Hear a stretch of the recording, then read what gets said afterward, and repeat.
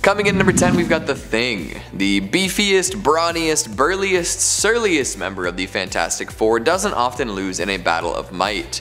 Wits could be another thing, and when it comes to speed and timing, things could end poorly too. But on most days, there isn't going to be anyone stronger than Benjamin Grimm. After being hit with some wild cosmic rays, his body underwent some crazy changes. His skin became rough and rock-like, taking on an orangey hue and becoming near impenetrable. His toughness and density are through the roof, making him very hard to hurt. Along with his inbuilt armor, he also has a whole lot of additional wicked physical traits. Based on strength alone, he's one of the most powerful characters going. In fact, most consider him a consistent and classic rival to the Hulk. Incredible stamina, durability, and sensory adaptation round out his legendary bulk, and he technically is immortal if he chose not to revert to his human form every year. He doesn't age, can't really get hurt, and packs quite a wallop. In fact, after standing toe-to-toe with the mighty Green Mutant many times, the Thing has indeed definitively won against the Hulk before. So how does he manage to lose a fight? Well, you can't win them all. When the Hulk heads to New York to get revenge on the Avengers, the Fantastic Four is waiting for him. Ben Grimm hops out in front and takes on the Hulk, and the battle is pretty evenly matched. However, at the end of the massively destructive fight, the Hulk reigns supreme. The Thing collapses, totally wiped, and the Hulk is able to move right along. Dang, and we thought that incredible stamina would go on forever. Maybe next time, right? Coming in number 9, we've got Mark Grayson. This one's a bit of a bummer, don't you think? A burgeoning young hero getting his ass beat by his own father. The father that seemed to promise to protect the Earth from any threat? Such is the life of a Viltrumite. Mark Grayson, aka Invincible, was just getting a handle on his powers. He'd realized how strong he truly could be, but his dad, Omni-Man, was definitely stronger. But that's not too big a deal, right? Papa Nolan is gonna stick around and defend the Earth too, yeah? Teach Mark the ways of being a hero, maybe hit some sweet dance moves to a song called Hot Milk. Wrong. Omni-Man is actually evil and looking to conquer as many planets as possible. Damn, dude. When Mark attempts to stop him after he kills a plethora of supers, Omni-Man lays an absolute beatdown on his son. It is super brutal. My goodness. Coming in number 8, we've got John Stewart. One of Earth's Green Lanterns, John Stewart is blessed with all the powers one would expect. As leader of the Green Lantern Corps and a member of its honor guard, he's quite the formidable fighter. Renowned for his sharpshooting and building skills, not many can hold a candle to this hero.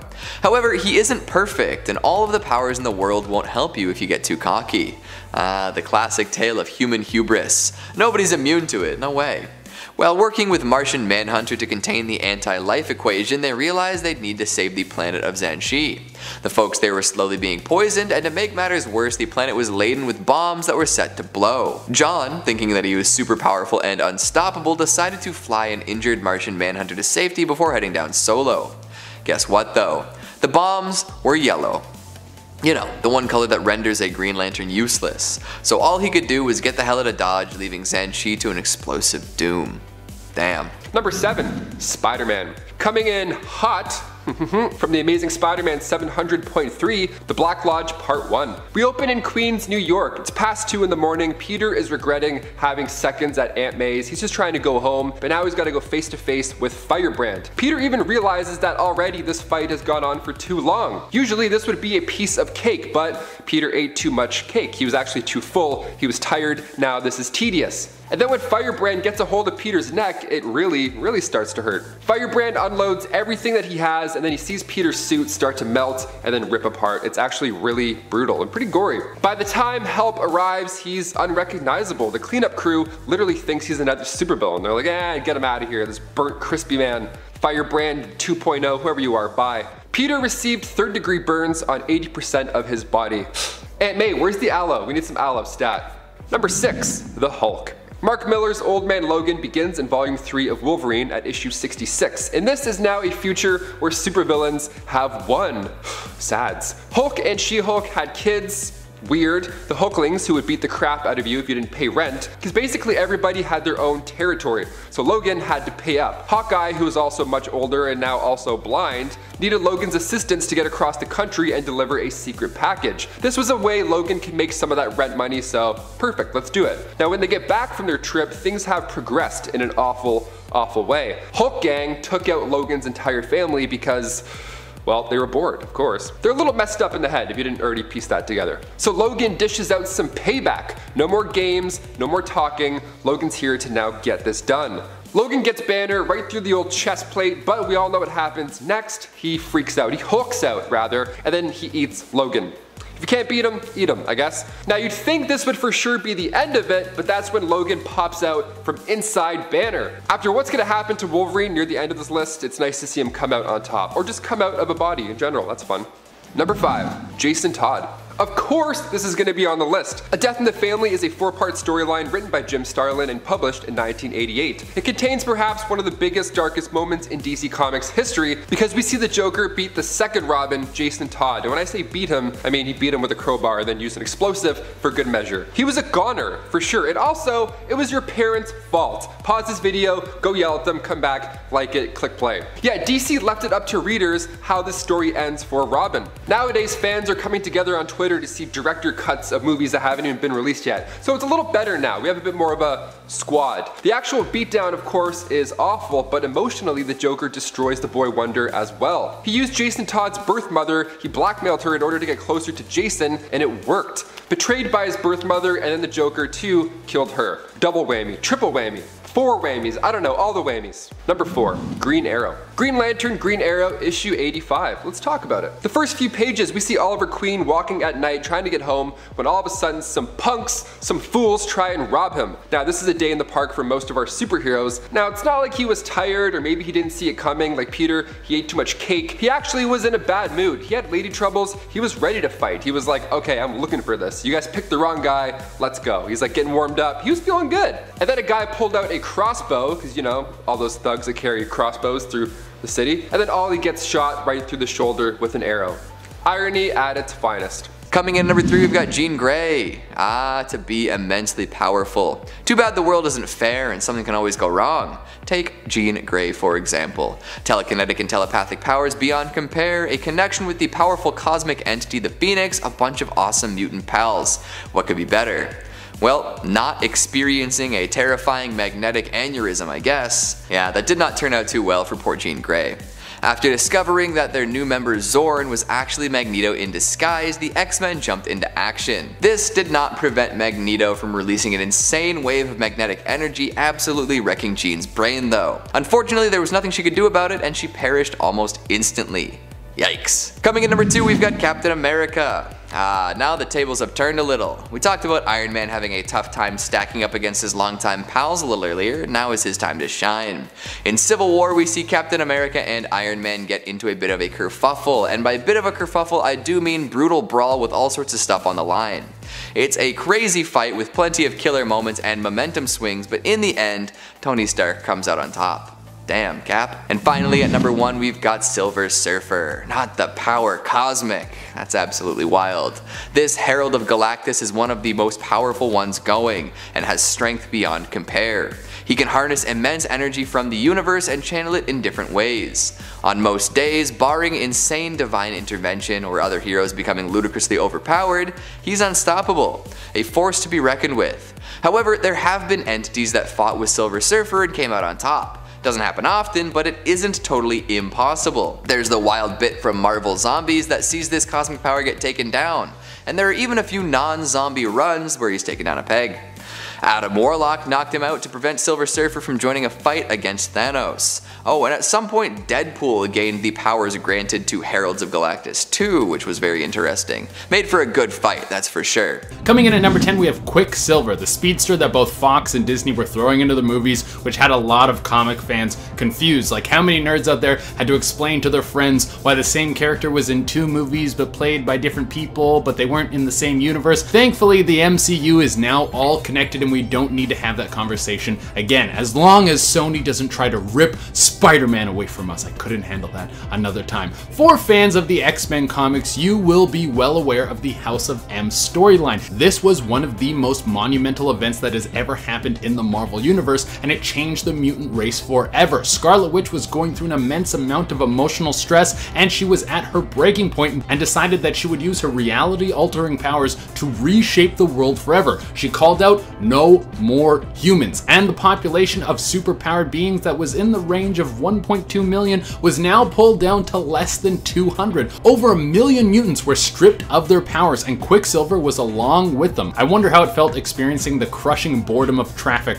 for the first time ever in your life. Coming in at number 8, we have Miss Marvel, one of the most super powerful characters in the Marvel Universe. Following a similar space cop motif that Green Lantern uses, it would seem that very few people would be able to stand up to her. I mean, we all remember in Avengers Endgame when she took a headbutt from Thanos without even flinching, but that doesn't mean that she's impervious to any sort of harm, especially when we're talking about harm coming from Rogue. Miss Marvel and Rogue got into a one-on-one conflict that would change the two characters forever. In this clash, Rogue comes in contact with Miss Marvel and uses her vampiric power draining abilities, but she wasn't nice about it. Rogue drained Miss Marvel until she sucked out every last ounce of super powered energy that was inside of her, making Rogue insanely strong and leaving Miss Marvel not that marvelous. Coming in number 7, we've got Nightcrawler. Most folks like living life without a gaping hole in their chest, but most folks also can't teleport around in the blink of an eye. It's a tough world for a teleporting superhero, especially one with a drive to help as many people as possible. Nightcrawler, being a genuine hero, puts his life on the line and pays the price. In a future where there are no more mutants thanks to a lovely spell cast by Scarlet Witch, only one hope remains. Incidentally, this hope comes in the form of a mutant girl named Hope. Subtle. When Bastion, a super advanced sentinel from the future, comes back to kill Hope, Nightcrawler gets in his way. Unfortunately, in the way also means that the Sentinel's arm is right through Nightcrawler's chest. Oops. In a last-ditch effort to keep Hope alive, Nightcrawler uses all of his strength to teleport her away from the murderous machine. Once he completes that task, he runs out of fuel and dies. Coming in number 6, we've got Eric O'Grady, and this one is painful. Eric O'Grady, one of the least lovable Ant-Men, lived his life like a bit of a loser. However, he was still indeed Ant-Man, with all of the powers that came along with the title. Plenty of potential there, that's for sure. And even though he was no saint in life, he was definitely a hero in death. Somehow a child fell into the clutches of the Descendants, a group of artificially intelligent super cyborgs. They may look human and act human, but they definitely aren't. And this is proven when they delve deep into the depths of cruelty and stomp poor Eric to death. He saved the kid, but was unable to come away with his own life. Ouch. After being reduced to a bloody pulp, the cyborgs also took his likeness and created a new Ant-Man, one that would infiltrate his old team and betray them at a critical junction. Coming in number 5, we've got Shazam. What? Shazam? The closest thing to Superman we've got without getting Superman. Who's gonna beat him in a fight? I suppose you can't necessarily count on him to be at 100% mental fortitude though, considering that underneath all of that ancient magic and musculature, there is a 15-year-old with a strong heart. There's a lot that goes on in a teenager's brain that might cause him to make some bad decisions, you know? Like in the case of Shazam versus Harley Quinn, for example. Quinn tosses a hammer at Shazam, who seems to think it's gonna be an easy fight. He has the strength and reflexes to deal with that hammer no problem. And here's the thing, he keeps talking to Quinn after he catches the hammer and doesn't really do anything with the wayward weapon. So what happens next? The hammer explodes. Oh boy. Shazam, you could've won the fight, but you didn't. Coming in number 4, we've got Iron Man. Oh Tony, if only you were better at getting along with people. All throughout Iron Man's history, Tony Stark has been a bit insufferable. Although he's a super genius with a heart of, well, maybe not gold, but something like it, he tends to rub people the wrong way. So even if he manages to defeat plenty of supervillains and keep the world safe, he's still got some other stuff to contend with. From time to time, he'll do something that really makes another hero mad. And that hero might decide to fight Iron Man. And in a lot of these cases, Iron Man doesn't fare all that well. Like, he's lost to pretty much every mainline Avenger at some point, from Spider-Man to the Hulk to Thor to even Black Widow.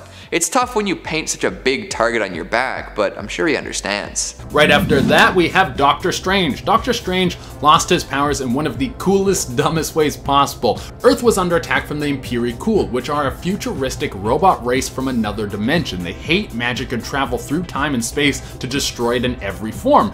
The Impericul came to Earth to battle Doctor Strange, and Strange summoned up all the magic on Earth into his body in an attempt to destroy the Impericul leader, but this failed and left Strange in a weakened state with no magic left on the planet for him to use his powers. Coming in at number 2, we have Wonder Woman. Strength is a cornerstone of this character, and with the loss of her powers, it was shown that she can represent that in more ways than one. In the 70s, Wonder Woman willingly gave up her powers because she sought to follow her heart. If she was to stay the superpowered goddess, it would mean she would have to return to Themyscira and leave behind the heartthrob Steve Trevor. In her newly depowered state, she didn't give up her life of hero work. She went on to study a new martial art, probably making her even more powerful in the long run. I mean, if you can kick someone's butt while you're just regular flesh and blood, then when you pack some superpowered juice into that, you can start knocking people out like 19-year-old Mike Tyson. Part of the change to this character was to coincide with the women's movement that was happening in the 70s. DC Comics wanted to represent a strong female character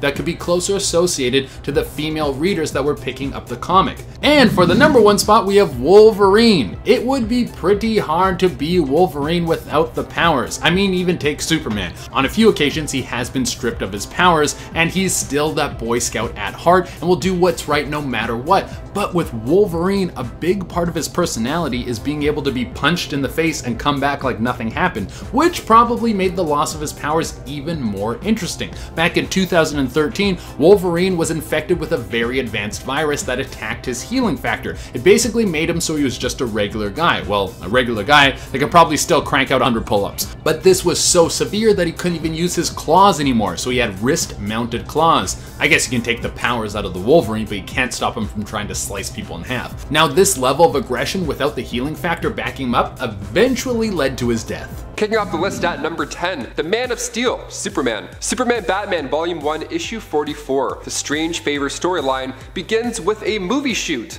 How exciting, I wonder what they're filming. Well, they're filming a Superman Batman movie called World's Finest, which has a pretty good ring to it. I'm already intrigued. It feels like Tropic Thunder almost at first. These other guys are playing these superheroes. Batman's being played by a former Bond actor in that universe, Jason Wish, and he's going for it. His eyes are all watery. He's explaining this made-up origin, and Superman offside, like the Superman and the Batman, are watching them film from afar, and Batman isn't really into this whole idea. He doesn't like how they don't know his true story, and now they're just making stuff up. But Superman reassures them that it's only because they're interested in the mysterious bat. Out of nowhere, Livewire comes in, who's almost as evil as LimeWire. Almost. And then she takes Jason as hostage, demanding that she receives half of his $12 million pay, which is a pretty big chunk of money. Robert Pattinson's only getting $5 million for the next Batman, but he's getting 20 for Batman 2, so it's okay. So the Superman flies down and intervenes, and then he gets surprised when the prop kryptonite on set gets blasted with electricity and in turn explodes, leaving pieces of Superman's only weakness stuck in his face. I love how they have real kryptonite on set. That's good, that's commitment. It's like when they use real bones instead of props in the original Poltergeist movie. What could possibly go wrong, right? Number 9, The Wasp. We'll get the appetite going right off the bat here. Okay, Janet Van Dyne, aka the Wasp, first appeared in comics in Tales to Astonish, issue 44. Genetically engineered by Dr. Hank Pym, Ant-Man, with the help of Pym particles and biosynthetic wings, now Janet was one of the founding members of the Avengers. Not too shabby. She could generate bioelectric blasts from her hand, knocking down even the fiercest of foes. But when the Blob gets a hold of her in the Ultimatum storyline, her sting just wouldn't cut it. The story comes from the Ultimates, which is already just a darker take on all of our characters and all those stories, and in it we see Earth's mightiest meeting their violent end. As for the Wasp, during the flood in New York City, she ended up being separated from the team, and when they finally found her, it was too late. She had become a midnight snack. Hank decides to get payback in a similar manner. Giant Man then grabs the Blob and Ozzy Osbourne's his head right off. Payback is gross, but necessary. And before we continue on with this list, let's brighten the mood a little bit. Maybe go and hit that thumbs up. I don't know, get some spirits back to normal. Also, it helps the channel out so much. You're the best. Thank you so much. Back to this dark list. Number 8, Batman. Coming from the 1993 Batman Nightfall storyline, we get to meet Bane in a terrifying way. He literally broke Batman. The Beast started by making Batman's worst day come to life as he freed every villain in Arkham Asylum, so now Batman's gotta try and round up all those psychopaths, which is already exhausting. And Batman's weaker now, mentally and physically. And when Bane goes to the Batcave, because yes, he knows Batman's secret identity, he beats Bruce down, and when the moment is right, he lifts the Caped Crusader above his head and drops him down onto his knee, breaking his back. Now this was a huge moment in the comics. When Batman goes down for the count, the mantle was then passed along to Azrael. And we just broke down a bunch of alternate versions of Batman in the last week or two, so make sure you go and check out one of those 3 lists as well after you're done here. Batman has had quite the run in comics. Interesting time. Next on the list we have Storm, one of the coolest comic book characters ever created. I've always been a fan of any hero who has storm powers because there is so much you can do with them. Got a fire? Bring in some rain. Got a big monster? Hit it with some lightning. Got a town that needs clean energy? Build a windmill and then create some wind. But in Uncanny X-Men issue 185, Storm would no longer be the queen of weather. This was because the Future Mutant Forge worked with Henry Peter Gyrich to come up with a weapon that could be used to neutralize a mutant's powers. See, Gyrich was a little bit peeved because Rogue had recently gotten into a major conflict with S.H.I.E.L.D. This led to Gyrich attempting to depower Rogue with this newly crafted weapon, but a misfire led to it hitting Storm. After Hulk, we have Thor. The Asgardian has always had a lot of family problems. If he's not fighting with his brother, it's with his dad or his sister. On one occasion, Odin thought it was time to teach Thor a tough lesson. Because Thor is insanely powerful, he's always walked around as a brutish thug who wants to punch first and ask questions later. Odin thought it was time that he learned some empathy for those who aren't able to wield a hammer that was made out of a fallen star. So he stripped him of his power and then sent him to Earth. Now Thor might have walked around like an angry kid who wants to have cookies for breakfast, but Odin solved this problem by also wiping his memory. This way Thor would be forced to be a real person and see what it's like to feel and act like a normal person. Of course he eventually got his memory back and returned to the mantle of God of Thunder. Number 3, Green Lantern. Now this one comes from Justice League issue 5. It's been referred to as the Punch since. In this comic, Batman comes in to take over the Justice League International, and Guy Gardner, Green Lantern, doesn't share the same enthusiasm as the rest of the team. For more than one issue, he makes it very clear that he doesn't like this new leader. So naturally this conflict was growing, and although Batman was obviously a better fit for the role, he challenged Batman to a fight without the use of his power ring, and then Batman proceeded to knock him out with one punch. Of course, he's Batman, and without the ring, you're just a guy. You're just a regular Guy Gardner. Blue Beetle even jumped up. He got pumped, and he started yelling,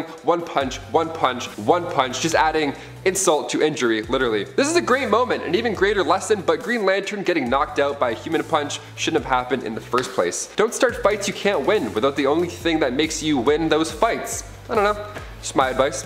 Number 2, Martian Manhunter. In Final Crisis 1, John Jones' Martian Manhunter gets trapped in a prison. See, he originally went there undercover as John Jones in his human form and would regularly report back to Batman. That's when the villains decided to break free and then he was left behind.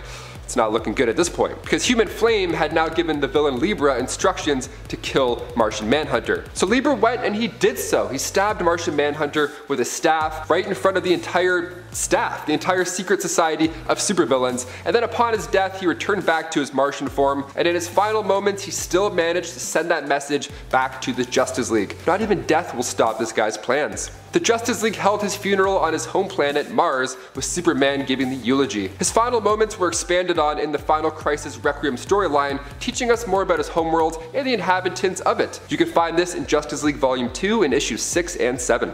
And finally, number 1, my personal favorite, Wolverine. I mentioned Wolverine getting something bad. This is it. Now we're going to talk about it. This next one comes from Punisher Volume 6, Issue 17, appropriately titled Aim Low, written by Garth Ennis. So we find Wolverine with his face, well, without a face. His face is gone at this point. He got his face blown off by the Punisher, and you'd think that would be pretty bad, but it of course gets so much worse. Frank Castle fixes his aim a little bit lower and then pulls the trigger, reassuring Logan that they'll grow back. Frank was trying to get Wolverine out of the way, and this put him down for a bit, definitely, but he's still not out for the count just yet. Never turn your back on the knucklehead. Wolverine is literally crawling towards the Punisher now. He's like, shoot me, bomb me, cut me up, I don't care, I'm just gonna keep coming at you. Well, it's kind of hard to move when there's a steamroller on top of you, no?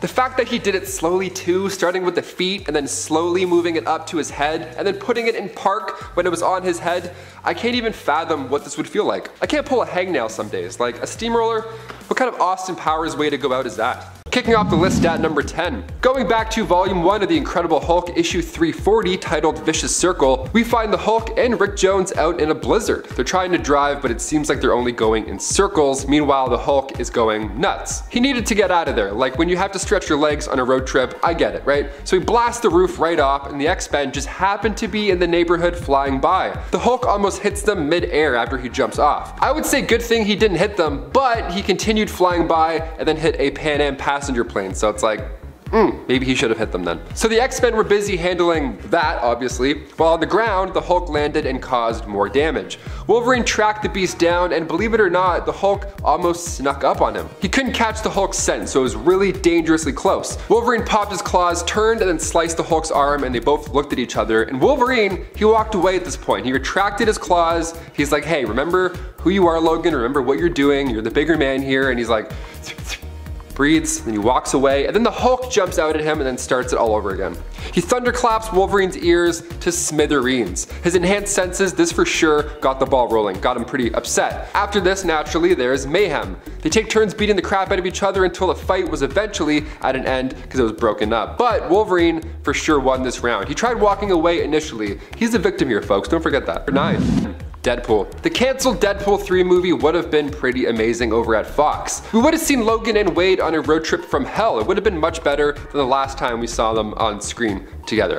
Yeah. But in the comics, Deadpool and Logan have, of course, bumped heads, like in Cable and Deadpool issue 44, for example. The two are fighting at a Hydra base, and Wolverine straight up impales Wade to the wall. It's a fun comic. Wade spends the first half with his head off, just getting kicked around like a soccer ball. It's all fun and games. But finally, Logan keeps Wade still once he shoves his claws through him and into the wall. That ought to get your attention sometimes. Number 8, Spider-Man. In Spider-Man vs. Wolverine, released in 1987, we see Peter slinging across the city. He's trying to snap some pics for the Bugle. He's looking for his light, trying to get that angle right, but all of a sudden, trouble calls. He hears a young woman scream, so he zips down and he finds the owners of a grocery store dead on the spot. So he ends up following that lead, and it brings him right into Logan's path. Now Logan has already been doing his own plan at this point, and then in comes this kid wearing pajamas, shooting webs at people. So the two heroes now have no choice but to go loud and proud. They both fight off criminals together, and it's a fun time. But once they realize they're too late, Charlemagne had already gotten there. There's lots of bodies, so Logan naturally blames Spider-Man for ruining the whole thing. He's like, if it wasn't for you, this would not have happened in the first place. Pretty deep words. Spider-Man fires back though. He's not taking any of this. The two walk separate ways, but it's not over yet. Wolverine's meditating, he's feeling bad. Spider-Man's in bed, tossing and turning. He tries to take out Charlie himself, but Peter stops him. Well, he tries to. They fight in a graveyard for a few pages, but when Peter turns around to hit Wolverine one last time, he accidentally hits Charlie instead. I'm counting this as a loss because Peter wanted to fight. He engaged and he swung without looking. And now he can't get that image out of his head, and neither can we. Number 7, the X-Men. Okay, when I say the X-Men, I mean like all of them. Big yikes. Old Man Logan, one of the best storylines of all time, also one of the darkest. In a grim future where supervillains are taking over the planet, Mysterio pulls out perhaps one of his best tricks, if I do say so myself. If this happened in the MCU, kids would throw up gummy worms. They would be mortified. Mysterio tricks Logan into fighting the X-Men. He makes Logan believe that they're all supervillains, so Logan kills them all. He feels horrible, I mean obviously, so he runs off into the woods and he tries to take himself out. That's how bad he felt, but he vowed to never pull the claws out again after that didn't work. Even Santa Claus 2, starring Tim Allen, he's like, I can't do it. I made a vow, I can't do it. Number 6, Wolverine. Hey, question YouTube, if you fought yourself, who would win? In Logan, we got to witness Wolverine fight another Wolverine, but in the Age of Ultron comic, it was actually much darker, much more brain scratching at least. In Age of Ultron, the comic, we get to see this dark future where the Avengers are getting whooped. Ultron is using Vision as a conduit from the future, like the world's most painful game of broken telephone. The Avengers don't really see a way to get to Ultron and stop him, so they send Sue Storm and Logan back in time to find a solution. Now Logan wants to just straight up kill Hank Pym, just to make sure Ultron is never created. But in doing so, this opens up a dark alternate future, so when they go back, this new timeline that they've now created made the Kree-Skrull War move to Earth. So they run into the defenders of that timeline and also Logan of that timeline. Wolverine versus Wolverine, what a time. The time-traveling Wolverine beat alternate Wolverine, so everybody wins. Or loses. I'm not sure in this case. My head hurts, to be honest. Let's move on. Number 5, Teen Mutant. He doesn't have a name, so we'll just refer to him as Mr. Teen Mutant Boy, whatever you want to call him. He doesn't have a name because he's only around for one issue, spoiler alert, despite having an insane power. Let's talk about it. Ultimate X-Men issue 41. Now at first glance, he looks like a regular kid. He's got posters on his wall, one of which is Wolverine with the caption, "Be different," which is pretty amazing given how his day is about to go down. He wakes up, he's ready for school, he's looking for breakfast because he doesn't know how to make food. Apparently his mom is like the only one that can make him breakfast. So his mom's nowhere to be seen, so he doesn't eat. Only a pile of her clothes remain on the ground, and he's like, okay, so he goes to school. He doesn't call the police like a psychopath. If you ever see this, definitely call for help, absolutely. He continues on, he goes to school, but on the way there, he sees a collar on the ground on the sidewalk, but no animal. Again, more articles of clothing just strewn about. But then finally, he sees people. Okay, he's not going crazy. This is a good sign. We have real,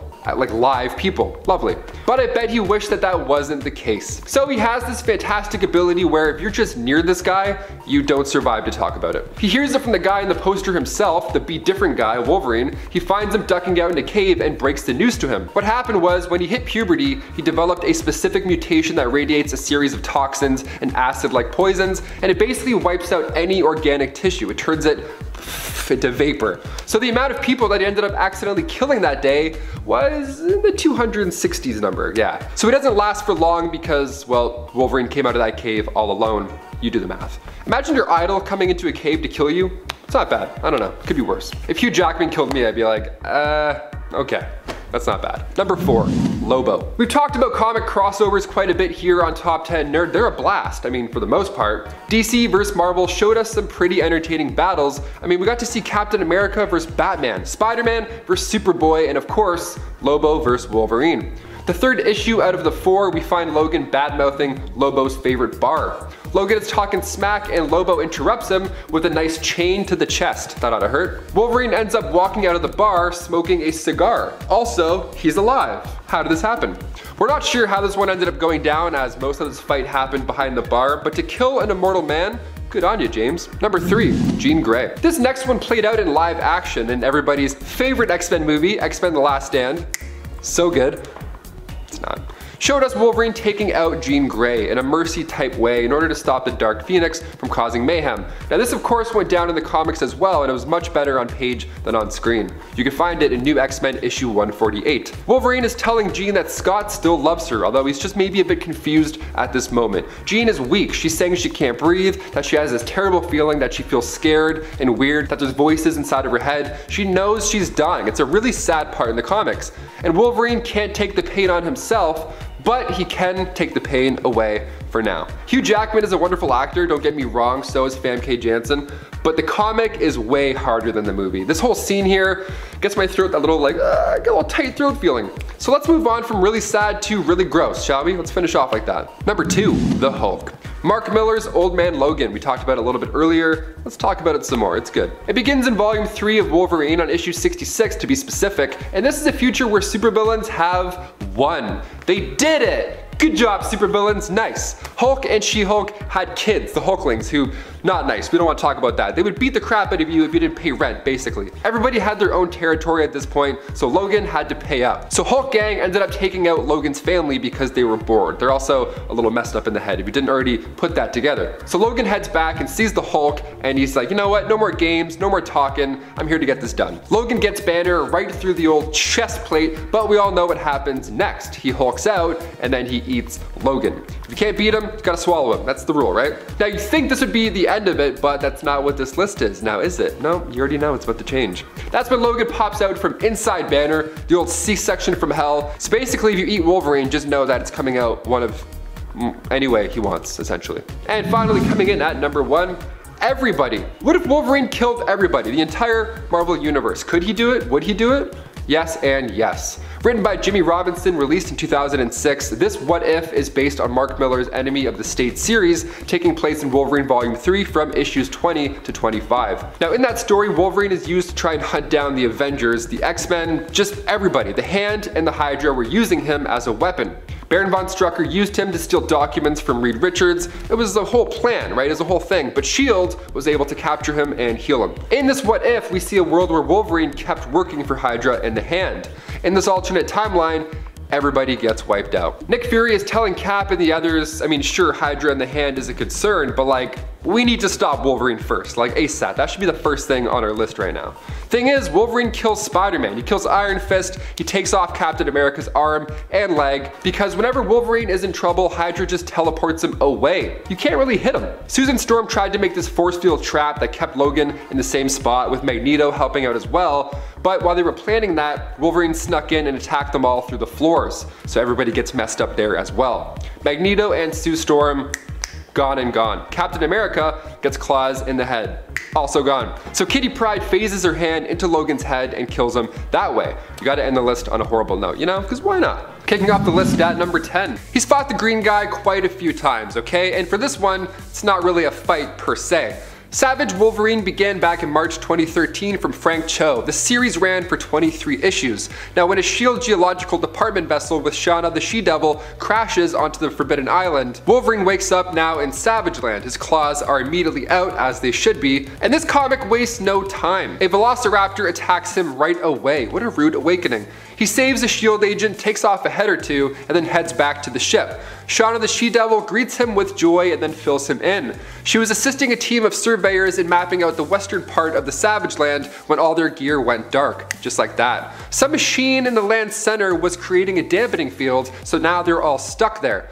Shauna gets killed, but later on resurrected by the Neanderthals. Wolverine continues to find this machine, but he has no idea that she came back to life. But when Shauna meets up with Amadeus Cho in issue 3, some new info comes to light. That machine is also powering the jail cell for a powerful ancient alien in the mountain. And Wolverine is about to shut it down. How lovely. He takes on some giant gorillas, and when he gets close to the machine, the Hulk shows up. They're about to talk it out when one of those giant gorillas returns and then bites the Hulk. They fight it out a bit, and then Wolverine jumps in and quickly ends the action with one swift shink to the brain.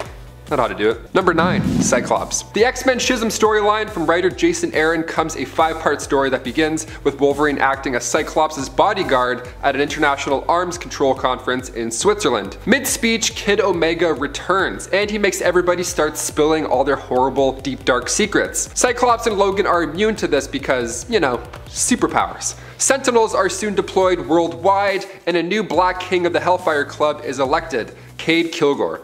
Cade's first plan of attack is to surprise the X-Men at the opening of a mutant history museum, and then the world is chaos. The only mutant left standing is the young Ida Okonkwo. Wolverine tells her to run, but Cyclops argues for her to stay as she's the only one that could possibly save everybody there. Ida ends up taking out the Hellfire henchmen, she saves the people, but Cyclops and Wolverine are arguing over if this was the right call to make. As the Sentinel approaches Utopia, Logan is imploring Scott to join the other kids and leave the island, because he plans to blow it to smithereens. They're not seeing eye to visor, so Scott makes it personal to get Logan's attention. He says, out of the blue, "She never loved you, by the way. You always frightened her."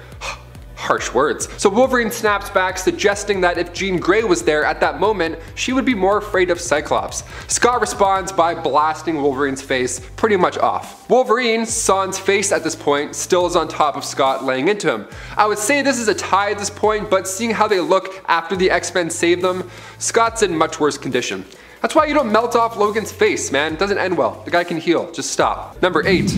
Captain America. Wolverine Origins began back in 2006. It ran for 50 issues, and it kicks off with Wolverine on a mountaintop with the Muramasa blade. Now he's had all these memories returned to him from the events of House of M, and now he wants a little payback on all those responsible for messing with his life. He took on Nuke in the Vietnam fields, and then in issue 4, Captain America joins the battle. They take turns bashing each other in, metal slashing around, they're just punching each other in the head. It's good fun. Cap gets the upper hand on Logan when he crushes the tendons in Wolverine's forearms, but a mighty kick to the hematoma lump on Steve's thigh buys Wolverine quite a bit of time to recover. Cap catches up and the fighting resumes, but Wolverine has the blade this time around, and an injured Captain America stands no chance. If it wasn't for the X-Men intervening at the last second, Cap would have lost a lot harder. And before we continue on with this list, if you want to go ahead and give this video a thumbs up, that would be awesome. You know it helps us out so much, and then in turn we can help you out and bring you that nerdy goodness. So hit that thumbs up, you guys are the best. Back to the list. Number 7, Quicksilver. Quicksilver. After Quicksilver took the keys out of Cyclops' ride in Ultimate X-Men issue 3, you would think he had successfully thwarted the X-Men. All he has to do now was evade a hefty optic blast and hit the road. That was no problem seeing how he's the fastest man on the planet, but being the fastest doesn't mean you always have the upper hand. Sometimes you have to be the smartest. Wolverine was waiting for this moment to surprise Pietro. Logan just stood there with his claws out, he stood perfectly still, and Quicksilver ran right into him. When he asked Wolverine what he was doing here, Wolverine responded, wouldn't you like to know? And then he slashed him down to the ground. And then Quicksilver wasn't seen for quite a bit. Number 6, Silver Surfer. The first time we see zombie Wolverine was in Ultimate Fantastic Four issue 22. He got bit by zombie Hawkeye and Captain America, so his healing factor wasn't enough to save the day. Now when the Silver Surfer came poking around, everybody wanted a piece. Literally, they were so hungry, and this guy was like the holy grail of snacks. Hulk took the first bite, and soon after, Logan and the rest of the team dug in. They all then got cosmic powers and a full belly. Nice. Logan's idea of peeling back the candy coating and getting into the tender morsels inside surely helped put the plan into motion. Also, number 5, Iron Fist. In New Avengers issue 15, a friendly bout between Iron Fist and Wolverine is underway. No claws, no fist, no problem. It's a fun training exercise that draws readers' attention and even other heroes in the issue as well. Wolverine is encouraging Iron Fist to tap out, but it's no use. Wolverine knocks him straight to the ground, saying he was only at a 6 this entire time. Out of breath, Iron Fist replies that he too was only at a 3, so Out of breath, Iron Fist replies unconfidently that he too was only at a 3. Okay.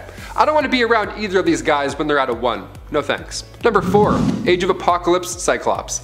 Doesn't matter which universe you're indulging in, odds are Wolverine and Cyclops will go at it at some point.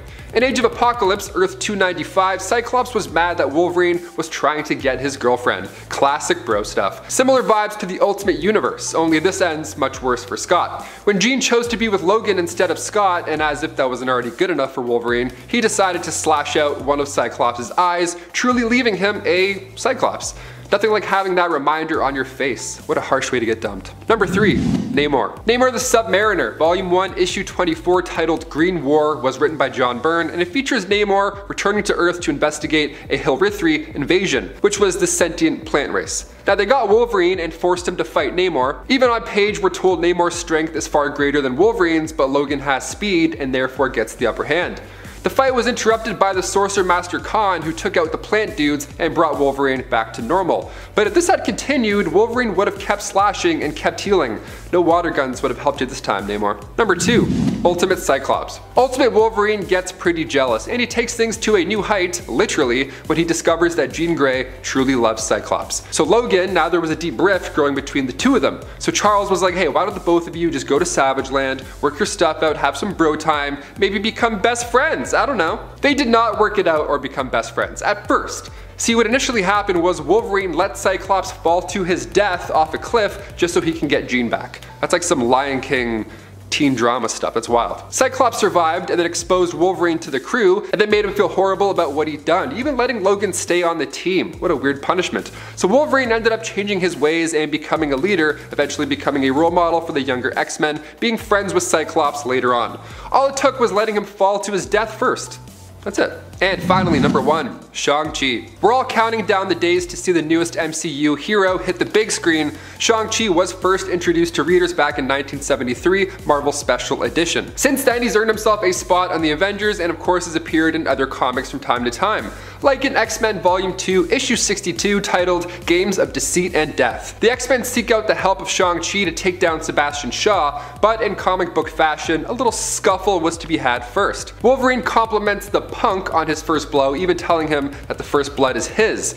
But when you throw down with Wolverine, you throw down with the best there is. Wolverine has him pinned down and he's ready to finish off Shang-Chi, but luckily Storm came in and just settled it. What an exciting way to meet the X-Men. Damn. Kicking off the list at number 10, Hulk. When DC and Marvel combine powers, it's an odd but beautiful time. In DC Special Series issue 27 titled The Monster and the Madman, Angry Orphan Bruce versus Angrier Orphan Bruce. Who comes out on top? Well, given the title of this list, you already know what happens, but how? That's the question. Bruce Banner was working at a division of Wayne Research. He was developing a gamma gun, said to cure diseases, so Banner was hoping he could fix his mean green problem while at work. Sounds like a plan. But when the Joker comes in and steals the gamma gun, Bruce goes green, makes a mess, and in turn, Batman shows up to save the day. You can't just punch the Hulk until he goes to sleep this time around. You won't even get close. So Batman, in fact, does get close, a little too close for comfort, as his spine was seconds away from snapping like a pencil. So Batman used a chemical that would knock the beast out. Thing is, the Hulk can hold his breath for a long time, so in order for him to inhale, Batman had to kick him right in the stomach, and then down goes the Green Goliath. And before we continue on with this list, you guys know the drill. If you want to go and give us a thumbs up, that would be awesome. It really does help us out a lot at this channel, and obviously we like throwing all that nerdy content back, so it's a nice circle of love. Hit that thumbs up. Thank you. Back to the list.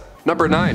Nightwing. Coming from the Court of Owls storyline where a body was found with a message. Bruce Wayne will die tomorrow. That's what it said, written right there on the wall. Harry Potter Chamber of Secrets style. It's so mysterious, okay. Pretty concerning warning, but when Batman finds Dick Grayson's DNA under the victim's fingernail, he has even more questions. It's later revealed that William Cobb is the great-grandfather of Dick Grayson. Spoilers right off the hop. But Batman is trying to piece together this mystery alone. He's not sharing all these details, and Dick is obviously upset. He's yelling at Bruce, he's demanding to shed more light on this fact that he just dropped on him. Bruce interrupts him with a left hook to the jaw, knocking Nightwing down. He did this simply to check one of Nightwing's teeth for an owl logo. Now, to be fair, he did have the owl in his tooth. Bruce was right. Dick was supposed to be a Talon growing up, but I'm pretty sure there's other ways to check a tooth here. I mean, you have tech that can see through cars. I don't know, just tell him to lean back. Be like, what's that? And scan his mouth. That's it. Although a surprise bat punch works too. That clearly works as well. Number 8. Wonder Woman. Rich orphan versus daughter of Zeus. This one is shocking, I'll admit. Coming from Batman Confidential issue 53, Batman is facing the team, and right from the get-go, trying not to say right off the bat, he says the woman is the most powerful. Right on. The woman being Wonder Woman. He decides he has to take her down first, but after his knuckles shatter, Bruce realizes it might be a little harder than he thinks. She still needs to breathe though, so there is hope. Batman beats her without any heavy metal knight armor, anything like that, and then after he gets Superman's powers, he takes out the entire team again. All these superhumans, it's always air. It's always air that's the weakness. You just gotta knock the wind out of them and then they're good.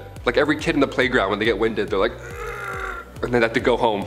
Number 7. Green Arrow. Whenever Batman breaks his one rule, it's pretty alarming. He did it a few times in the early comics. I mean, he pushed a guy into acid, he threw another guy into a knife, and then he broke a dude's neck with one kick. It was pretty intense, but nothing comes close to the time that Batman beat Green Arrow half to death just for Superman's birthday. Yeah, hear this one out. This takes place in Superman and Batman's Absolute Power storyline. It takes place in an alternate timeline where Superman and Batman were raised as evil rulers instead of the protectors that they are now. It's a stressful but pretty awesome time, I gotta admit. They're hunting down Green Arrow, and the fight, as you would guess, doesn't last too long. Archer almost gets Superman as well. He comes very close. Clark catches the arrow, and then moments later, Kryptonite explodes out of it. The classic Loki Hawkeye trick. It's good. Always works. Batman gets upset here. He says, hey, if you just hurt him, I'll kill you. So that's pretty crazy for Bruce. That's like 0 to 100 for Bruce Wayne. They brawl it out a bit, and then when Archer goes down, Bruce says, get up, because he wants more. At that point, I would my jeans. That's crazy. He's so angry. Now, this is when Superman flies in and turns Archer into dust with his laser vision. He's telling Green Arrow's corpse to obey or die, so it's very intense. Batman did all the heavy lifting here, and it's even more twisted when you remember that he gave Archer up to Superman as a birthday present.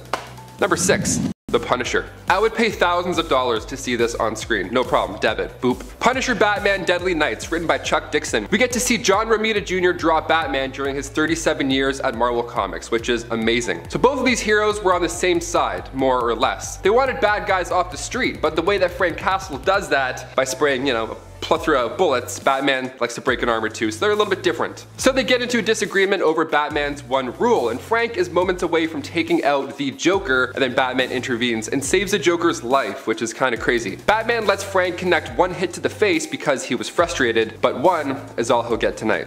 Number 5. The Ninja Turtles. Batman beating up the Foot Clan and coming face to face with Shredder is pretty awesome. But when he meets the Turtles, he has no idea what exactly he's facing. He's like, are these good guys or bad guys? I'm very confused. All he sees are giant moody turtle monsters with weapons, just like eating pizza. So of course, a brawl goes down. It also doesn't help that the Turtles were breaking and entering into a pizza joint. Like, you're literally breaking the law. You're a bad guy. Batman thinks these guys are villains, so he takes them on all at the same time. He impressed the Turtles while doing so, and it takes Master Splinter's arrival just to calm things down. But even then, Batman's like, a rat? No sweat, I'll fight you too. Batman vs. Ratman, let's do it. He doesn't beat up Splinter, don't worry, because Splinter makes a run for it, which is crazy. The fact that Splinter and the Turtles had to run away from Bruce Wayne, that's awesome. We had to include it on this list. Until next time, Batman, just eating pizza. Number 4. Superman. One of the biggest movies of 2016. It's been teased since I Am Legend in the very background. Batman vs Superman, Son of Krypton vs Bat of Gotham. Who will come out on top?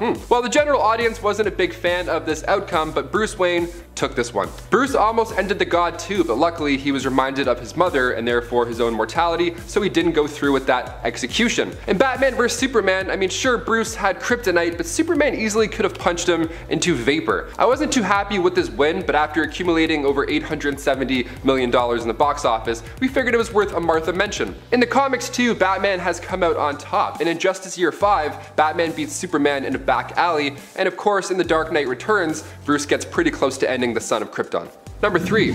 Azrael. Right after the 1993 Nightfall storyline when Batman got wrecked by Bane, his back was broken. He decided to pass the Batman mantle to not Dick Grayson, no, instead he chose Jean-Paul Valley, aka Azrael. This guy is a crazy substitute. I mean, his run as Batman wasn't the same at all. Batman wasn't nearly as violent as Azrael. He's also just messy and irresponsible the way he handles things. Not really a great look for Gotham, but we have to admit he is a tad impressive because he did beat Bane with his, advanced Autobot looking suit. So he did a good job on paper. He was a decent successor, but not a permanent one. Once Bruce recovered, he had to physically force Azbat to leave the position. He got too cozy in the crime fighting life, but you know what? I don't blame him. But yeah, as far as being Batman, even the style changes were drastic. He had claws. I don't know, I'm not a big fan of claws. If someone was saving my life from a crime and he had claws looking like that, I would think I'm in more trouble. Number 2. Green Lantern. This one comes from Justice League issue 5. Fans refer to it simply as the Punch. At this time in comics, Batman was about to become the leader of the Justice League International, and Guy Gardner doesn't really share the same enthusiasm as the rest of the team. For more than one issue, he makes it very clear that he doesn't want Batman to run the show, although Batman was clearly a better fit for the role. Whatever, people get jealous. Guy was being sour, he was being a sour guy, so he challenged Batman to a fight without the use of his power ring. Just one human to another. Batman was already a human before, so it's gonna get messy. Batman easily knocked him down, and you guessed it, he did so with one punch. Yeah, of course, he's Batman, and without the ring, you're literally just a guy. Literally a guy. Blue Beetle started shouting one punch over and over again. He was hyped up, and readers were for sure doing the same. I know I was. And finally, number 1, the Justice League. One of the more impressive defeats comes from the Tower of Babel storyline that began back in JLA issue 43. It's a 4-parter written by Mark Waid, where Ra's al Ghul and the League of Assassins strike against every member of the Justice League using their personal lives and vulnerabilities. How does one get all this information? Well, it's all thanks to Batman and his trust issues. See, Bruce was keeping a hidden file that exposed all the strengths and weaknesses of the JLA. He made this file just in case any of them were to go rogue. So this man just gave away revenge recipes. Here you go, here's the password, enjoy. Batman figured all these out, so he wrote them down. Okay, so red kryptonite to use on Superman, okay. Nanites to trap Wonder Woman in a virtual battle with herself. A post-hypnotic suggestion would make the Green Lantern will himself into blindness. He has a Vibra bullet as well that would send the Flash into light speed seizures, and a magnesium virus would cause Martian Manhunter's skin to burst into flames when he's exposed to air. Also, Scarecrow's fear toxin would make Aquaman afraid of water, and Plastic Man, well, you just freeze him and flick him. Some blame Ra's al Ghul, but I blame the guy who had a dirty file of secrets. I don't know. I don't trust rich orphans anymore. That's my thing. I'm for sure going through all my friends' phones now. Number 10. Darkseid is called. In the Snyder cut of the DCEU film Justice League, we learn that the heroes don't actually save the day. In the original version of the tale, they kinda lose and are too late to prevent the Mother Box from calling out to Darkseid, who arrives on Earth. The Mother Box explodes, seemingly killing our heroes. However, there is one hope left. While technically in this timeline they lose, Barry Allen, aka The Flash, manages to use his superpowers to race beyond the speed of light, turning back time and giving everyone a second chance. Also showcasing how much of a powerhouse the hero can be, and making him one of the most powerful superheroes on the team in this version of the story. So although for a moment they lost, the Flash gives the team a second chance, and this time they do manage to save the day, with Cyborg preventing the Mother Boxes from coming together and reaching out across the cosmos with Superman's help, and Aquaman and Wonder Woman defeating Steppenwolf, who dies while being sent back through the portal to Darkseid on Apocalypse. But that first time around, they all likely died. Number 9. Captain Britain vs. Iska. The Ten of Swords tournament, or the Otherworld tournament, was not what many expected, especially when it came to how poorly our friends over on Krakoa did. I mean, after all, they were supposed to be the heroes in this event, as they faced off against their villainous mutant brethren of Arakko, who were also under the influence of the Amenthi demons led by Annihilation. And it all started with Krakoa's ability to lose hard on that very first battle in this story. I don't know about you, but I was pretty shook after reading that first fight when I was reading this as it was all coming out. The fight went down between Captain Britain, Betsy Braddock, representing Krakoa, and Iska the Unbeaten, a champion of Morocco. The fight lasted 4 pages, and Betsy was swiftly and easily defeated by Iska, with both her sword and herself being shattered into pieces. And friends, before I move on to this next spot, if you are loving this list and you want to show some support for us over on another platform, head on over to Facebook where you can give us a like, a follow. We really appreciate it when you do, and we have lots of exclusive content coming your way over there, so yes. Number 8. A League of One. Superheroes don't always lose to supervillains in the comics. In the case of the JLA story A League of One, this time around the League is actually defeated by one of their own, Wonder Woman. However, Wonder Woman doesn't do this to actually cause them harm or kill them, but simply to get them out of the way. This is because the League is facing a dragon, and there's basically a prophecy surrounding that fight that it will cost the band of heroes their lives. Wonder Woman not only manages to defeat the League, even disposing of Superman, who she weakens and then sends on a mission to save the others who she's left in danger, but also does manage to sidestep her doomed fate.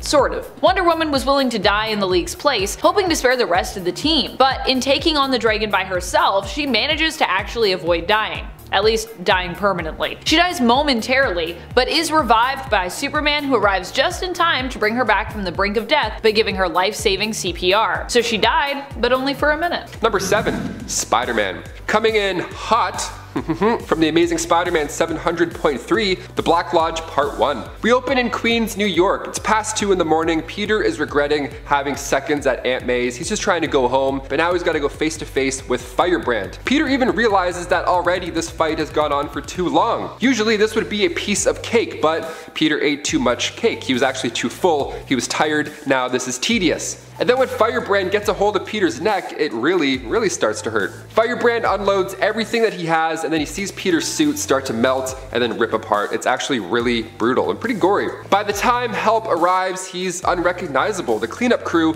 literally thinks he's another supervillain. They're like, get him out of here, this burnt, crispy man. Firebrand 2.0, whoever you are, bye. Peter received 3rd-degree burns on 80% of his body. Aunt May, where's the aloe? We need some aloe stat. Number 6. Tower of Babel. In the Tower of Babel event, Ra's al Ghul manages to use Batman's own intel and files on the Justice League to defeat them. No, really. Batman, being the prepared and paranoid man that he is, basically is revealed to have kept files on each member of the Justice League, noting their weaknesses and also containing contingency plans for how to best defeat them should they ever turn to the side of evil. Ra's gains access to Batman's systems and is able to retrieve these detailed files and plans via his daughter Talia. He uses this information to take on and defeat all members of the Justice League, even managing to seemingly distract Batman by robbing the graves of his parents. In the end, the Justice League recover and win the day, but they are none too pleased with Batman, whose secret intel in essence almost single-handedly allowed Al Ghul to destroy the whole team. Number 5. Death of the Justice League. The Death of the Justice League has kicked off as of issue 75 of the current Justice League series, which started back in 2018, and wow, it is rough.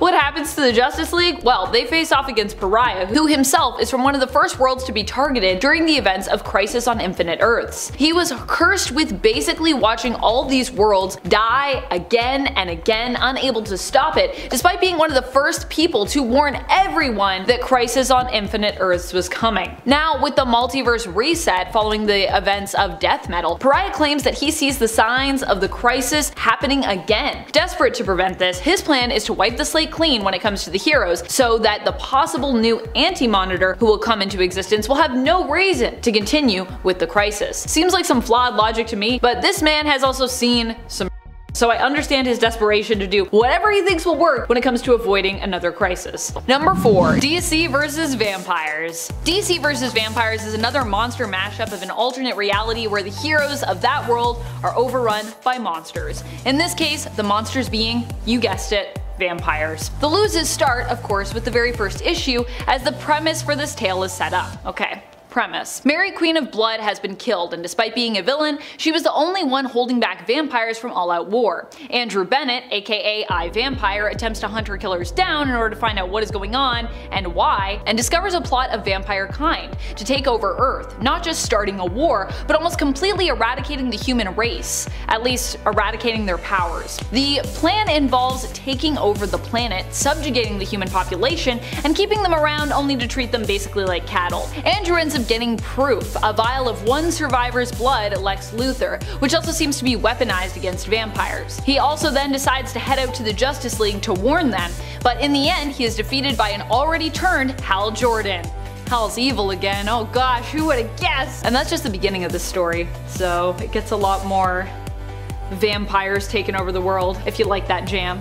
I personally like that jam. I'm like, yeah, put me in that jam. I like when vampires take over the world. Let's go. Number 3. Green Lantern. Now this one comes from Justice League issue 5. It's been referred to as the Punch since. In this comic, Batman comes in to take over the Justice League International, and Guy Gardner, Green Lantern, doesn't share the same enthusiasm as the rest of the team. For more than one issue, he makes it very clear that he doesn't like this new leader. So naturally this conflict was growing, and although Batman was obviously a better fit for the role, he challenged Batman to a fight without the use of his power ring, and then Batman proceeded to knock him out with one punch. Of course, he's Batman, and without the ring, you're just a guy. You're just a regular Guy Gardner. Blue Beetle even jumped up. He got pumped, and he started yelling, one punch, one punch, one punch, just adding insult to injury, literally. This is a great moment, an even greater lesson, but Green Lantern getting knocked out by a human punch shouldn't have happened in the first place. Don't start fights you can't win without the only thing that makes you win those fights. I don't know, just my advice.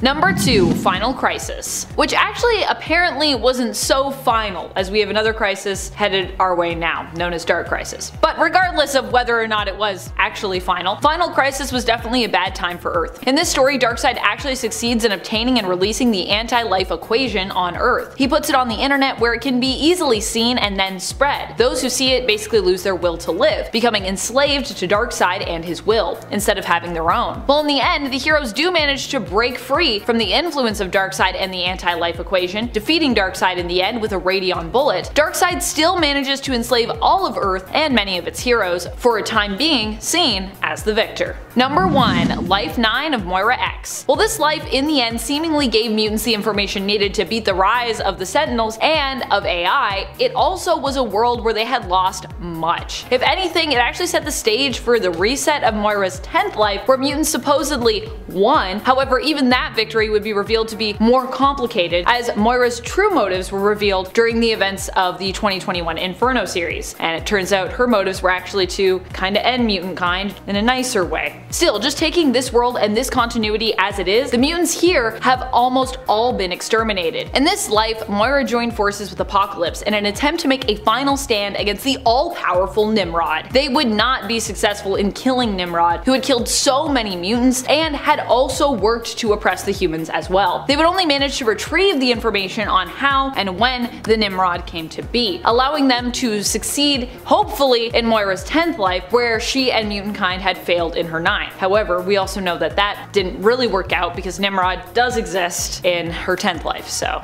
basically are the mutants kinda screwed? I think maybe they are. Number 10. Iris West is killed by Professor Zoom. That's right, Professor Zoom actually succeeded at one point in killing the love of Barry Allen's life, Iris West. Eobard Thawne, how dare you? And it would only be fixed by a continuity reset basically. Well, and prior to that, Barry Allen basically dipping from his own reality to go live in the future of the 30th century with an alternate future version of Iris who was kinda made to just exist for him, having been reborn there, so it's kinda like his Iris but also not, if that makes sense. And if it doesn't, I mean, fair enough, it's pretty confusing. Iris died after Barry and Iris were married, and after she knew about his secret identity. Professor Zoom, as he was known then, ended up simply finding Iris at a party and phasing his hand through her head to kill her instantly. This loss hurt Barry so much that later on, when he found love with Fiona Webb, who he was engaged to marry, when Professor Zoom attacked them on their wedding day, Barry could not take it and responded by killing the villain. It was after this and a following trial for Barry Allen, where he was actually charged with manslaughter because, you know, he killed Thawne, that Barry left the main reality to go be happy with the Iris of the 30th century. Although that would all get wiped away following the events of Crisis on Infinite Earths, but Anyways, ain't that just how it goes when crises come a-knockin'. Number 9. Sisterhood of Mutants. In case you were wondering what was going on in the thumbnail from our previous top 10 times superheroes lost list, I'm here to answer that for you now. What's going on there is Lady Mastermind is in essence keeping Emma Frost trapped in kind of like an illusion, so Emma's like trapped in her own mind. Don't worry though, the White Queen's defeat would only be temporary. This was during the creation of the villainous mutant team known as the Sisterhood of Mutants. Yeah, you might know about the Brotherhood of Evil Mutants, but did you know there is a sisterhood too? It was led by none other than the Goblin Queen herself, Madeline Pryor, who had a plan for how to deal with everyone as she invaded the X-Men's headquarters. Her plan for Emma was for Lady Mastermind to keep Frost trapped within her own mind by using illusions. This, by the way, is also at a time where Emma Frost is actually one of the good guys, not the bad guys, just to be clear. However, Emma would ultimately fight back against Lady Mastermind and find a way out of this when she surprised Mastermind with her new secondary mutation, her diamond form, which makes her immune to any kind of psionic attack. Emma also kicked butt in her diamond form, landing blows that knocked Lady Mastermind into next week. Yeah, I would not want to be hit by a diamond form Emma Frost. That would hurt a lot. Diamonds are really painful, I'm sure, to be punched with. I mean, I assume a lot of things are, but diamonds especially. And friends, before we move on to this next spot, if you are loving this list and you want another list where we talk about the times the superheroes lost, honestly, I didn't think I was going to be able to come up with many of them, but the more I do these lists, the more things come into my mind about all of the times superheroes have lost. So let me know in the comments and maybe we'll do a part 3. Number 8. Dark Avengers. Sometimes heroes lose not when villains win against them, but just when villains win in general. That was in essence the case with what happened when it came to the creation of the Dark Avengers. The Dark Avengers were the team of Norman Osborn, who probably just called them, you know, Avengers. No dark implications from his side. That would be pretty suspicious if it's like, hey guys, look at my team, these are the Dark Avengers. Don't worry, they're totally great people and none of them are villains. Don't worry about it. Seems a little suspect. Their editorial name though was definitely the Dark Avengers from a reader's standpoint, so that's how we know them. This team of villains marketed as heroes came to be after Osborn was given the reins to create his own organization after the fall of S.H.I.E.L.D. Why Norman Osborn, formerly known as Major Villain Green Goblin? Because at the time, he was being celebrated as a hero after defeating Queen Veranke, leader of the Skrull secret invasion on live television broadcast. Norman created his own organization known as Hammer, which was an acronym that he just liked. It actually doesn't even stand for anything. He was just like, I like the name Hammer. Make that make sense, let's not worry about it. He also created his own evil Avengers team known as the Dark Avengers during a period referred to as Dark Reign. So if you want to go check it out, you can look up Dark Avengers, you can look up Dark Reign, you can read some cool stuff. Number 7. Emperor Doom. In this story, Dr. Doom succeeds in taking over the world by using the powers of the Purple Man, who he keeps as his prisoner. This might sound like a lot to put on Purple Man, aka Zebediah Killgrave, whose powers aren't generally depicted as being capable of working on a global scale. However, Doom manages to boost Purple Man's power while also taking it for himself by trapping him within a large Psychoprism prison. Surprisingly, Earth actually does pretty well under the rule of Doom. Hunger, crime, and war are pretty much all eradicated under his rule, but at the high cost, of course, of free will of every individual on the planet. In the end, Doom isn't defeated, but actually chooses to relinquish control, becoming bored of the monotony of ruling without any opposition. Number 6. Death of Thor. You could say the death of Thor is basically inevitable. When it comes to the world of the Norse gods of Asgard, many of their demises are ruled by prophetic fate. Thor is no exception. We learn this in his fight against his uncle, Kulborson the Serpent, in Fear Itself. During the Fear Itself event, Kulborson escapes from his prison and rises again. The condemned and long imprisoned brother of Odin once more rises to power by feeding on the fear of the people of Earth, naming his own champions who are each gifted a hammer. Thor in turn is destined to battle his uncle and in so doing unfortunately die. Despite Odin's protests at his son attempting to save Midgard, Thor does do battle with the Serpent, saving Midgard, aka Earth, but at the cost of his own life. That is, of course, until he's next resurrected, as so often happens with our favorite heroes in comics.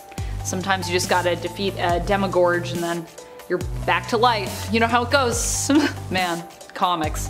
Number 5. Jason Todd. Of course this is going to be on the list. A Death in the Family is a 4-part storyline written by Jim Starlin and published in 1988. It contains perhaps one of the biggest, darkest moments in DC Comics history because we see the Joker beat the second Robin, Jason Todd. And when I say beat him, I mean he beat him with a crowbar and then used an explosive for good measure. He was a goner, for sure. And also, it was your parents' fault. Pause this video, go yell at them, come back, like it, click play. Yeah, DC left it up to readers how this story ends for Robin. Nowadays, fans are coming together on Twitter to see director cuts of movies that haven't even been released yet. So it's a little better now. We have a bit more of a squad. The actual beatdown, of course, is awful, but emotionally the Joker destroys the boy wonder as well. He used Jason Todd's birth mother, he blackmailed her in order to get closer to Jason, and it worked. Betrayed by his birth mother, and then the Joker too killed her. Double whammy, triple whammy. 4 whammies, I don't know, all the whammies. Number 4, Purple Man for President. Purple Man's presidency takes place in an alternate reality of Earth 460, and it's actually his rise to power that also creates another alternate universe, a very famous one in fact, you could say. The reality of Earth 311, aka the 1602 reality. This is because Purple Man initially is imprisoning and killing all heroes alive who still oppose him. But with Captain America, Kilgrave sees a greater threat there. If he kills Cap, Cap will basically become a martyr to the people. So instead, Purple Man simply removes Cap completely from the playing board, but not in such a way that the populace can't rally around, Cap's defeat or death. Kilgrave sends Rogers back to the year 1599, and thereby accidentally creates a superhero reality set in the past. That of 1602. Number 3, Age of Apocalypse. While the Age of Apocalypse does eventually end, this reality is based on the whole idea of what the world would be like if the big bad villain won, and by big bad villain, we of course mean Apocalypse this time around. Which is precisely what happens here. These events are actually all set into motion by Legion, who accidentally causes the death of his father, Professor X. Legion traveled back in time with a plan to kill Magneto, but Professor X shields Magneto against Legion's attack, dying instead in his place. Apocalypse ends up attempting to take over the world earlier on in his timeline in this universe, the AOA reality of Earth 295. Magneto is the only one who attempts to oppose Apocalypse, and as such, En-Sabah-Nur is mainly successful in his attempt for world domination. Apocalypse would oppress humanity, seeing superpowered beings as superior, and it would be many years before his reign of terror was ended. Number 2, Time Runs Out. In some cases, antagonists aren't so much people aiming to defeat heroes, but are instead simply seeming natural occurring disasters which cannot be stopped. Sometimes that's the villain of the story. No matter how hard our heroes try, they just can't beat it. That is essentially how Time Runs Out ends, with Iron Man and Captain America being crushed by the unavoidable doom that is the Incursions. Literally crushed. The final incursion smooshed Earth 616 and Earth 1610 together, seemingly ending both universes. However, in the end, Dr. Doom would step up to the plate, accepting the power of Molecule Man and defying the Beyonders by saving the multiverse and creating his own battle world. But before all of that went down, everyone was trying to figure out how to stop these incursions, and ultimately were pretty much failing at doing so. In the end, it came down to infighting between Tony and Steve as everyone else prepared their lifeboats, hoping to preserve at least a few of the best of them. As Steve blamed Tony and the two fought on, the incursions arrived, squishing them and seemingly, at least momentarily, ending everything, but not so much in the end. Number 1, Deceased. If you thought Marvel Zombies was bleak, wait till you head to the DC version of that reality, Deceased. Here, instead of everyone being infected by a traditional zombie virus, it's more comic codified than that. In Deceased, the heroes and villains of the world instead become overtaken by the anti-life equation, which in this case turns them into hyper-violent, seemingly mindless beings driven only by rage. Basically, different versions of zombies. Poor Cyborg even ends up kind of as patient zero in this, spreading said virus to the rest of the population and infecting many beloved heroes the world over. Kicking off the list at number 10, The Man of Steel, Superman. Superman Batman Volume 1 Issue 44. The Strange Favor storyline begins with a movie shoot. How exciting, I wonder what they're filming. Well, they're filming a Superman Batman movie called World's Finest, which has a pretty good ring to it. I'm already intrigued. It feels like Tropic Thunder almost at first. These other guys are playing these superheroes. Batman's being played by a former Bond actor in that universe, Jason Wish, and he's going for it. His eyes are all watery, he's explaining this made up origin, and Superman offside, like the Superman and the Batman are watching them film from afar, and Batman isn't really into this whole idea. He doesn't like how they don't know his true story story, and now they're just making stuff up. But Superman reassures them that it's only because they're interested in the mysterious bat. Out of nowhere, Livewire comes in, who's almost as evil as LimeWire. Almost. And then she takes Jason as hostage, demanding that she receives half of his $12 million pay, which is a pretty big chunk of money. Robert Pattinson's only getting $5 million for the next Batman, but he's getting 20 for Batman 2, so it's okay. So the Superman flies down and intervenes, and then he gets surprised when the prop kryptonite on set gets blasted with electricity and in turn explodes, leaving pieces of Superman's only weakness stuck in his face. I love how they have real kryptonite on set. That's good, that's commitment. It's like when they use real bones instead of props in the original Poltergeist movie. What could possibly go wrong, right? Number 9, the Wasp.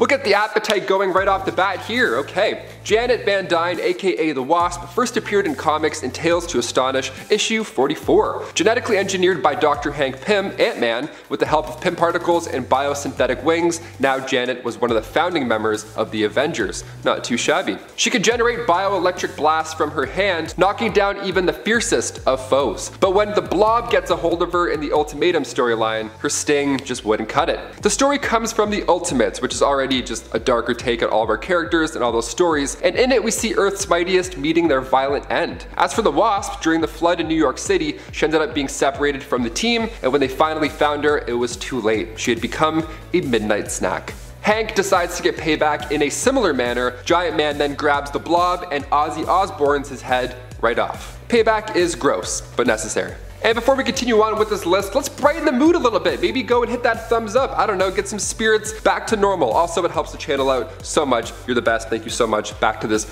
dark list.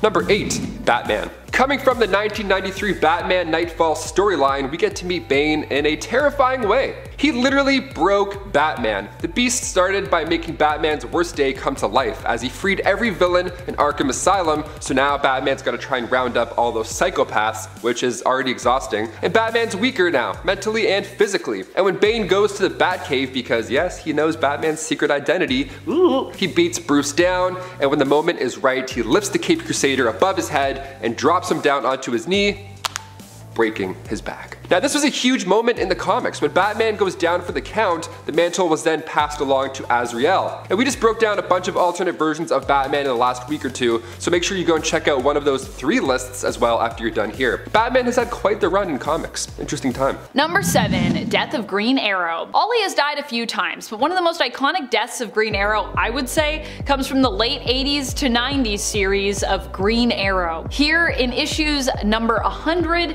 to 101, while Oliver Queen was working to infiltrate a team of eco-terrorists, he finds himself tangled up in one of their plots, and is one of the few people who can basically stop a bomb from going off and destroying Metropolis. Well, he can stop it going off in Metropolis, I should say. He can't necessarily stop it from going off, unfortunately. He ends up getting his arm stuck in the detonation chamber and is unable to remove it without the bomb going off. Superman shows up, and somehow this ends up being a problem even Superman can't solve. Superman! In the end, Green Arrow chooses to sacrifice himself to protect the people of Metropolis rather than still save the people of Metropolis, but instead just lose his arm instead of, losing his whole life. I mean, okay. I personally just think DC really wanted to kill Oliver Queen for some reason at this point, because I think Superman had some plans prior to Ollie making the bomb go boom that could have, maybe worked. Bomb 1, Queen 0, I guess. Number 6, the Hulk.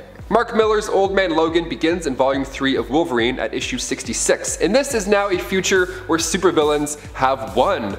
Sads. Hulk and She-Hulk had kids. Weird. The Hulklings, who would beat the crap out of you if you didn't pay rent, because basically everybody had their own territory, so Logan had to pay up. Hawkeye, who was also much older and now also blind, needed Logan's assistance to get across the country and deliver a secret package. This was a way Logan can make some of that rent money, so perfect, let's do it. Now when they get back from their trip, things have progressed in an awful way. Hulk Gang took out Logan's entire family because, well, they were bored, of course. They're a little messed up in the head if you didn't already piece that together. So Logan dishes out some payback. No more games, no more talking. Logan's here to now get this done. Logan gets Banner right through the old chest plate, but we all know what happens next. He freaks out. He hulks out, rather, and then he eats Logan. If you can't beat them, eat them, I guess. Now you'd think this would for sure be the end of it, but that's when Logan pops out from inside Banner. After what's gonna happen to Wolverine near the end of this list, it's nice to see him come out on top, or just come out of a body in general, that's fun. Number 5. Days of Future Past. In the Days of Future Past reality, Sentinels rule over North America. Here, many mutants are eliminated with only a few managing to survive, but still with many of them being kept in camps where they are worked until they die and are branded with an M tattoo on their face, so they will forever be recognized as a lowly mutant, unable to escape prosecution. Even many superheroes have been killed in this reality of Earth 811 because they attempted to protect mutants and put a stop on the Sentinels' reign, which also made them targets. One of the main reasons why the Sentinels are successful in taking over in this story is because of the deaths of Senator Robert Kelly, Professor Charles Xavier, and Moira McTaggart, who were all killed by the Brotherhood of Evil Mutants. Number 4. Green Arrow. Green Lantern Green Arrow issue 85. Let's talk about it. The first few pages we see Oliver Queen walking at night trying to get home when all of a sudden some punks, some fools try and rob him. Now this is a day in the park for most of our superheroes. Now it's not like he was tired or maybe he didn't see it coming like Peter, he ate too much cake. He actually was in a bad mood. He had lady troubles, he was ready to fight. He was like, okay, I'm looking for this. You guys picked the wrong guy, let's go. He's like getting warmed up. He was feeling good. And then a guy pulled out a crossbow, because you know, all those thugs that carry crossbows through the city, and then Ollie gets shot right through the shoulder with an arrow. Irony at its finest. Number 3. Death Metal. During Death Metal, our heroes lost hardcore. That is before they won, but still, they lost at one point. They are lucky they were permitted to stick around, as that is the only way they were able to come back from such a dark place. Pun intended. Because you know it's Dark Knights, Death Metal. Get it? I'll just see myself out. During Death Metal, the trinity of Superman, Wonder Woman, and of course Batman ended up going against a Batman Who Laughs and his cohort Persephone. In the end, the first time around anyways, they lost and the world became reshaped temporarily in a darker image. The trinity were split up, with Wonder Woman reluctantly agreeing to join Batman Who Laughs. She didn't really have much of a choice. That's how she actually got her Chainsaw of Truth though, which I love that Chainsaw of Truth, it's so cool. And that's also how in the end the trinity was able to survive until a point that they could each get free and then basically rejoin back up with one another. Ultimately, Wonder Woman would sacrifice herself to save the multiverse, banishing the dark multiverse and restarting everything, setting it right again after getting a glimpse into the potential future, which we would know as Future State. But before that happened, it seemed as though the core JLA members would be trapped and defeated forever. It was a pretty hopeless time for a little bit there. Number 2. Martian Manhunter. In Final Crisis 1, John Jones' Martian Manhunter gets trapped in a prison. See, he originally went there undercover as John Jones in his human form and would regularly report back to Batman. That's when the villains decided to break free and then he was left behind. It's not looking good at this point, because Human Flame had now given the villain Libra instructions to kill Martian Manhunter. So Libra went and he did so. He stabbed Martian Manhunter with a staff right in front of the entire staff, the entire secret society of supervillains, and then upon his death he returned back to his Martian form, and in his final moments he still managed to send that message back to the Justice League. Not even death will stop this guy's plans. The Justice League held his funeral on his home planet Mars, with Superman giving the eulogy. His final moments were expanded on in the Final Crisis Requiem storyline, teaching us more about his homeworld and the inhabitants of it. You can find this in Justice League Volume 2 in issues 6 and 7. And finally, number 1, my personal favorite, Wolverine. I mentioned Wolverine getting something bad. This is it. Now we're going to talk about it. This next one comes from Punisher Volume 6, Issue 17, appropriately titled Aim Low, written by Garth Ennis. So we find Wolverine with his face, well, without a face. His face is gone at this point. He got his face blown off by the Punisher, and you'd think that would be pretty bad, but it of course gets so much worse. Frank Castle fixes his aim a little bit lower and then pulls the trigger, reassuring Logan that they'll grow back. Frank was trying to get Wolverine out of the way, and this put him down for a bit, definitely, but he's still not out for the count just yet. Never turn your back on the knucklehead. Wolverine is literally crawling towards the Punisher now. He's like, shoot me, bomb me, cut me up, I don't care, I'm just gonna keep coming at you. Well, it's kinda hard to move when there's a steamroller on top of you, no? The fact that he did it slowly too, starting with the feet and then slowly moving it up to his head and then putting it in park when it was on his head, I can't even fathom what this would feel like. I can't pull a hangnail some days. Like a steamroller, what kind of Austin Powers way to go out is that?